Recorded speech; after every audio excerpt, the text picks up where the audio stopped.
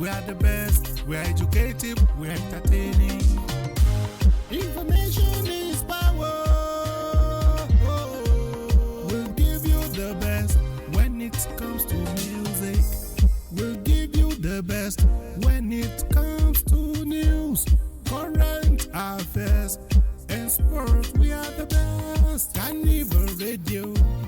Carnival Radio. Carnival Radio.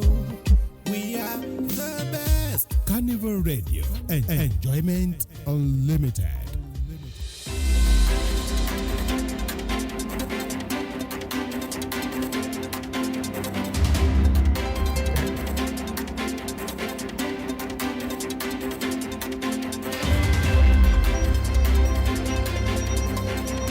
Good evening, this is Wolrd News from Carnival Radio. I am Oluwadamilare Badmos. To begin the Wolrd News this evening, we start from Africa. The office of Madagascar's President Andry Rajoelina has said an attempt to seize power illegally and by force is underway in the country.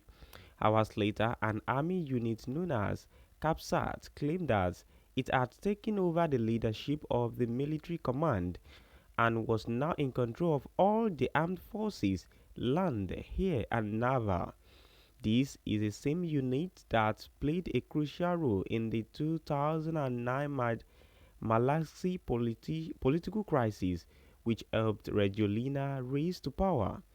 Madagascar was first hit by youth-led protests on 25th September against water and power cuts, but they have escalated to reflect wider dissatisfaction with Rajoelina's government over higher unemployment, corruption, and the cost of living crisis.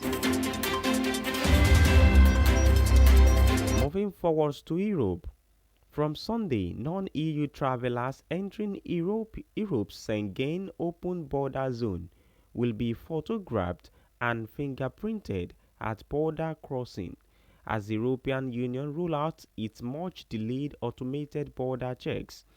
The new system aims to eventually replace the manual stamps on passports and secure better information sharing between the bloc's 27 states. The border check system will allow authorities to know when people entered and exit a country, with the goal of better detecting anyone overstaying and people refused entry. Hotly debated for nearly a decade,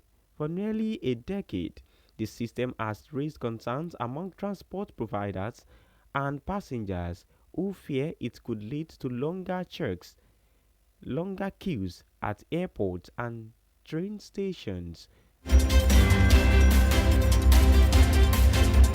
In South America, Donald Trump is directing U.S. Defense Secretary Patty Hegseth to pay military personnel despite the federal government shutdown. The president said on Saturday that Hegseth must make sure troops do not miss out on their regular paycheck, scheduled for Wednesday. The directive comes as another government employees have already had some pay withheld and others are being laid off. The Republican and Democratic parties blame each other for failing to agree on a spending plan to reopen the government.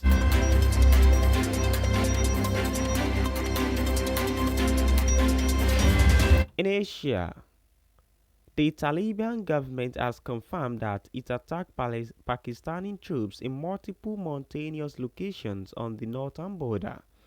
The Taliban spokesman said 58 Pakistani military personnel had been killed in what it called an act of retaliation.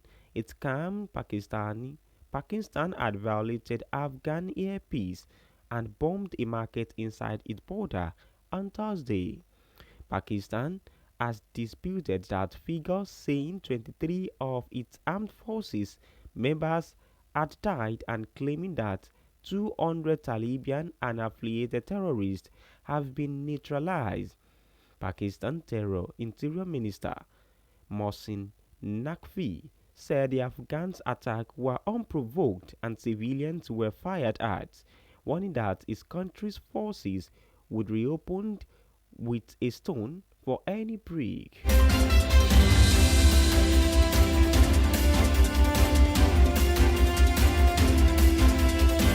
Moving forward to Australia, 10,000s of people have railed across Australia at Palestinian demonstration, with organizers vowing to continue protesting after Donald Trump's brokered a ceasefire deal in Gaza that initially appeared to be holding.